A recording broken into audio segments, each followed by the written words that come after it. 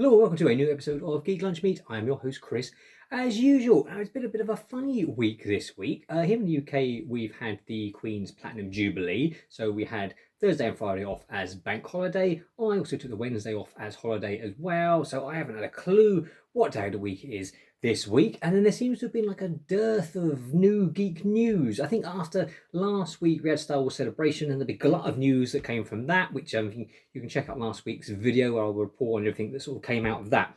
This week seems not much going on at all. So what I thought I would do instead is take a look at Stranger Things season 4 and Obi-Wan Kenobi that's currently dropping on Disney Plus. What we do is we'll have a review of those.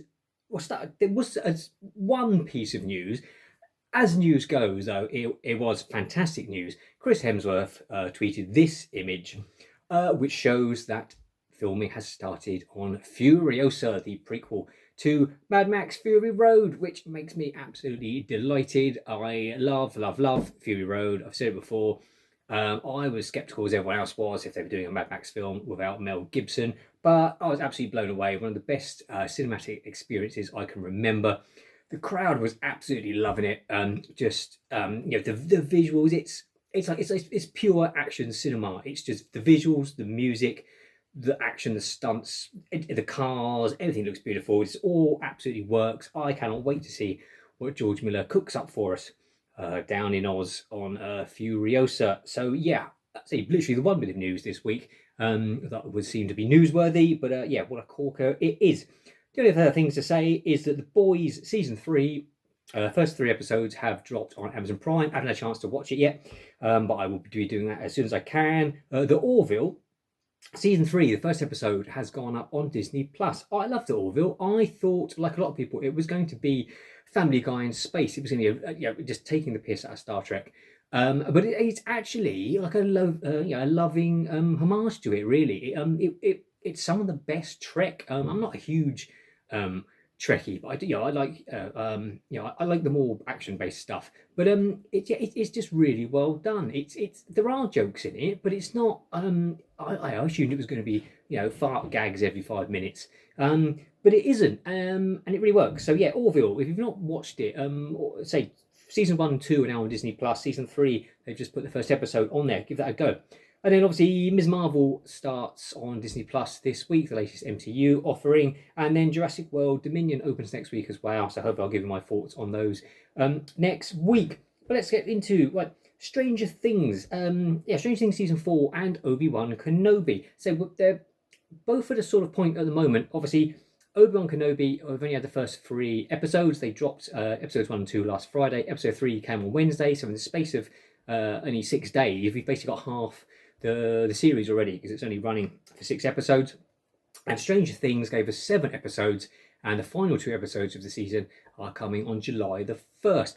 I'm not entirely sure why. I can only assume they weren't ready to drop all of them at once. I can assume they were still working maybe on visual effects. I know the final episode is clocking in about 2 hours, like feature length. In fact, episode 7 is about an hour and 3/4. This is some long stuff, and they've been filming it for obviously several years now. Over it was prior to lockdown, I think they started, so they a lot of material. But so Stranger Things season 4, 1986, they are into now, and carrying on obviously from season 3. They've all sort of split up a bit. Hopper is dead. Will and Elle and Joyce they've moved to California to sort of get away from it all. The rest of them have stayed in Hawkins. Elle's getting bullied in school, obviously because she's different. And then it isn't too long before the usual upside down shenanigans start happening in Hawkins. Now, before the episodes hit, obviously the bigger websites had access to the series first to review, and a lot of reviews seem to be, if it ain't broke, don't fix it. That it was more of the same, which was great. But I can sort of see where they're coming from. It is more of the same, but bigger. Just so you know where I'm coming from. Absolutely love season 1. Season 2, I still really enjoyed. Thought it dipped in quality a bit. Season 3, I thought brought it straight back up. Really good season, and obviously bigger in scope. Season 4 goes even bigger. We've got we've got the kids in Hawkins, we've got the ones out in California, we've got Hopper in prison in Russia, and then we've got Joyce and Murray making their way to try and rescue Hopper as well. So you've got all these different stories that are sort of going on. Eventually, presumably, we'll all sort of meet up in the climax of the show. And it's interesting because it's got bigger. The cast has expanded. Murray's role is greatly expanded, and I must say he's become the MVP of the show to me. I absolutely love Murray. He could have been that sort of one-note conspiracy theory, tinfoil hat wearing nutter, but his interactions with Joyce, his karate, it's played, you think, like it would be to comedic effect, but actually his karate turns out to be indispensable in the end, and he's actually pretty good. So yeah, and then also into the group, we've also got new members of the cast. Eduardo Franco as Argyle, the stoner pizza delivery guy, who is with Will and Mike in California. Joseph Quinn as Eddie Munson, who's leader of the Hellfire Club, which is basically the D&D group that Dustin is a part of back in Hawkins. He plays guitar. He's like the long head. I'm assuming he's like modelled on Eddie Van Halen. He's a major player in the series, and it is a really good addition. I worried if the cast, obviously with the thing expanding, and you've got all, if it was going to become too too complicated, but it doesn't. It's actually pretty easy to keep sort of track of what's going on. I will say there are parts, obviously, because of the different storylines and the number of players. Some episodes, some of them obviously get pushed to one side while we concentrate on another. I think episode 7, the last one that is there, we don't see Will and Mike and that, who are going heading to rescue Elle. We don't see them at all. And obviously we don't see much of Hopper in the sort of opening episode because he's obviously in the Russian jail. So yeah, you don't get to see everyone all of the time, but it still really works. And it's really interesting to see that the show has matured along with the kids. Obviously, before everyone was saying, these kids are going to be unrecognisable. They're all adults now. I mean, they're all 18 now, but I mean, they started filming this show, I think some of it pre-COVID. So they've been filming it over the last couple of years. Some of the kids are starting to look a bit too old to be playing school kids still. But Beverly Hills 90210 had 30-year-olds playing school kids. So, it'd be interesting to see what they do in the next season, in the final season. Wonder if they'll maybe do a bit of a time jump or something, just because obviously all of the kids have now, gone through puberty and are all, very much, 18, 19. By the time they get to filming, they're going to be sort of 19, 20 years old. So, it'd be interesting to see what they do in the next season. But the show has matured along with the kids. With season 1, you had with the Dungeons and Dragons that they played a lot.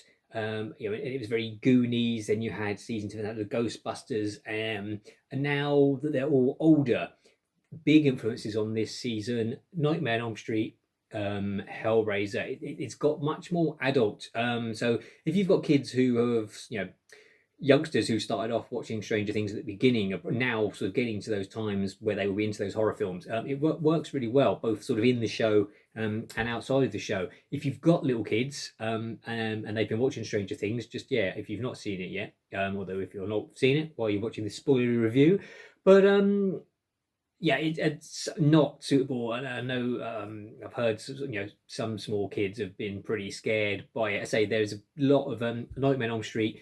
Vecna, the bad guy, and his sort of waking nightmares is very Freddy Krueger. His depiction is very Pinhead, Hellraisery. When he he's harvesting people's souls, whatever it is he's doing, and their limbs are just snapping in half, and their eyeballs are being sucked out. It's all very creepy, all very well done. But a bit scary for those very young people. Coming off that, of course, it was great to see Freddy Krueger himself, Robert Englund, as Krill. He's bringing the absolute creepy to the screen with his missing eyeballs that he's gouged out himself. Absolutely love that. Great little cameo and a great nod to the the 80s horror films that the show is emulating. So all in all, yeah, the early reviews were right. There's, it's more of the same, but bigger, and it really works. The stuff in the Russian prison, beautifully shot. I think it was shot in a prison in Lithuania, I believe. Yeah, watching it in Dolby Vision on an OLED TV, if you can, just watch it on the best screen. The snow, the light coming through the prison windows and stuff like that. The fight with Hopper and the prisoners are having with the Demogorgon absolutely looks gorgeous. Yeah, there's some really nice stuff. A lot of extended time we actually spend in the Upside Down this go round, which is great to see. And it's all really creepy and looks absolutely fantastic. Yeah, all the cast are great. Millie Bobby Brown, she's got 11 dialed in now. She spends the series, starting to regain her powers and learning the secrets. Obviously, the big reveal being that number one, the sort of secret project turns out to be Vecna himself, and we see how that all ties up, which is great. It ends on it ends on this big reveal. When they intended that for well, that was episode 7's ending all along, or whether they tweaked it so that would be the one that we get these big reveal, and we've got to wait another month for the next 2 episodes. I don't know. It'd be interesting to see if they say anything about that. But yeah, Stranger Things season 4, the 7 episodes I have so far, absolutely fantastic. Loved it, and can't wait to see what happens in the final 2 episodes in a month's time. On to Obi-Wan Kenobi. Yeah, obviously we say again, we're halfway through the season. We have 3 episodes by now. I've said before, I was not massively, excited about an Obi-Wan series to begin with. When it was first announced that they were going to do a film, which then, went by the by when Solo tanked at the box office, and they sort of did away with all those side stories. Obviously, it became the series. I thought, yeah, okay, we'll see what it's like. Actually, I'm really enjoying it. It has some issues. They're not so much in the story, just in some of the technical points. I'll go on to that in a minute. Now, so it's set 10 years after Revenge of the Sith. Luke is now a 10-year-old boy living with Akko and Aunt Beru. Obi-Wan is this crazy old hermit that lives out in the wilds and keeps his eye on him. And they depict all that really well. Obi-Wan living in this little cave out in the middle of nowhere, and then traveling in to a local town where he works in like a meat processing plant, I think it is, where he's cutting chunks of meat up. And he's buried his and Anakin's lightsabers out in the desert. And that's that. And then, of course, into the story comes the Inquisitors, which I thought was a strange way of introducing them. They were in the trailer. If you've not, all the viewers who've not watched the Rebels animated show or read any of the comic books or played the computer games, sort of the casual viewer will probably be wondering just who all these sort of lightsaber wielding Darksiders are. They sort of briefly mentioned that some of them are Jedi that have fallen to the dark side.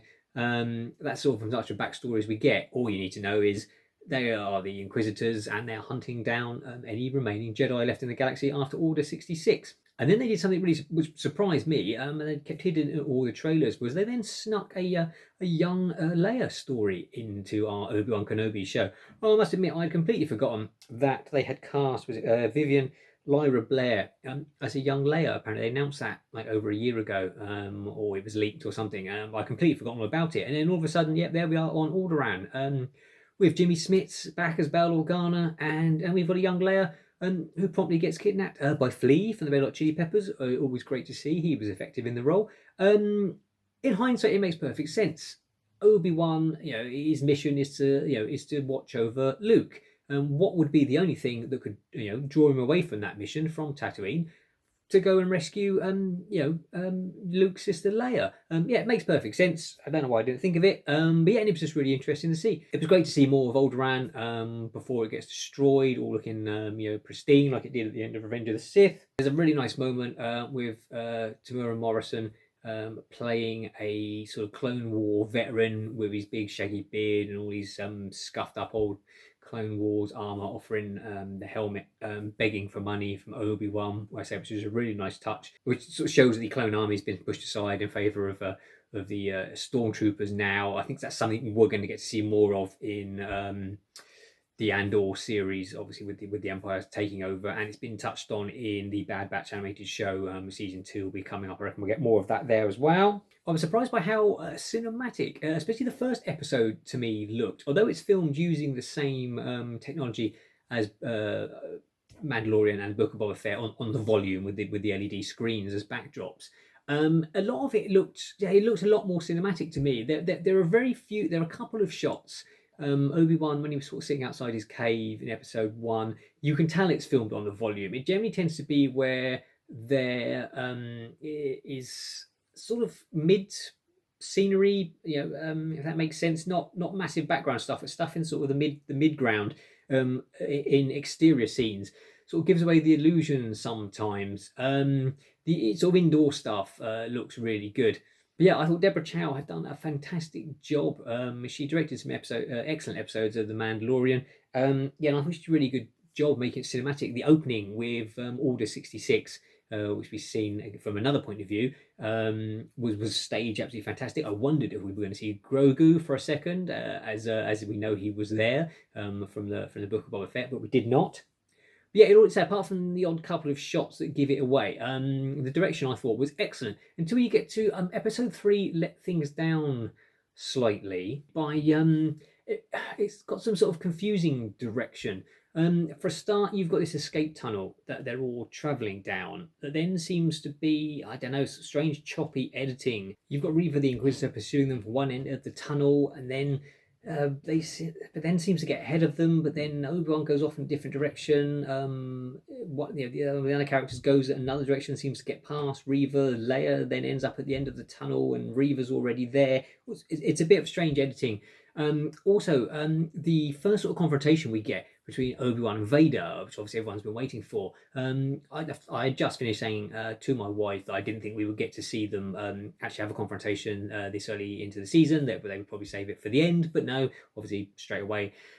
They had their first meet-up, and it was interesting because Obi-Wan has not been using the Force for the last 10 years. Vader is obviously new to his body, so they fight more like they do in A New Hope than they did with all the acrobatic flippy stuff at the end of Revenge of the Sith. So it was quite a good way of bridging the gap. It just seemed the way it was filmed, it wasn't quite going on the Doctor Who filmed in a quarry somewhere in the south of England vibe, but it had that. I'm assuming it was filmed against the volume. It just seemed to be just sort of this random sort of rocky bit with some cranes and stuff whilst they fought. Which would say maybe I'm reading too much into it. I'm hoping they're saving a big climactic battle for the season finale anyway. Interesting to see. We get brief glimpses of Hayden Christensen in the Vader get up in the sort of back to tank. And it was absolutely fantastic to hear James Earl Jones again as Vader's voice. Say when he passes, that'd probably be the end. No one does Vader like him. So long may he continue. It's also great to see Obi-Wan trying not to use his Force powers and his lightsaber. So actually see him like quite a few sort of fist fights he has, and then does a lot of shooting with a blaster that he finds obviously so uncivilized. So yes, it's quite good to see that different side of him, and his interactions with the young Leia are really nice as well. It's good. The more cynical could suggest that maybe she's a Grogu substitute in the season. The sort of cute factor they're going for there. I think it works really well. I think the actress that plays her is actually pretty good. You can imagine Leia is that precocious young child, obviously, who will grow up, to be the leader of the rebellion. And I hope that when we do get, the more climactic battle with Obi-Wan and Vader, I hope they do some stuff with Vader with his helmet off, so we actually see some of Hayden Christensen. To have the two of them acting off against each other again, I think will be fantastic. Hopefully they will do that. Otherwise, it seems a bit of a waste to bring him back. Just have him, in the suit at all times. Hopefully we'll get to see that as well. But yeah, Obi-Wan Kenobi, really, it's a fun show so far. I'm still, not convinced. It wasn't anything we needed. It wasn't really vital. We had the backstory. To all intents and purposes, Obi-Wan and Vader hadn't met up since the end of Revenge of the Sith, and then The New Hope would be the next time they meet. This doesn't, contradict that. He never expressly says that in A New Hope. But yeah, it wasn't anything essential that I was crying out for, but now we've got it. It is good fun, and there's some really nice bits in it. It'll be interesting to see where it goes in the remaining 3 episodes. That's it from me. Next week, hopefully, there'll be more news that we can sink our teeth into. If you like the video, give it a thumbs up. Subscribe to the channel if you haven't already. It'd be absolutely fantastic and help us out. Until next time, eat, geek, and be merry.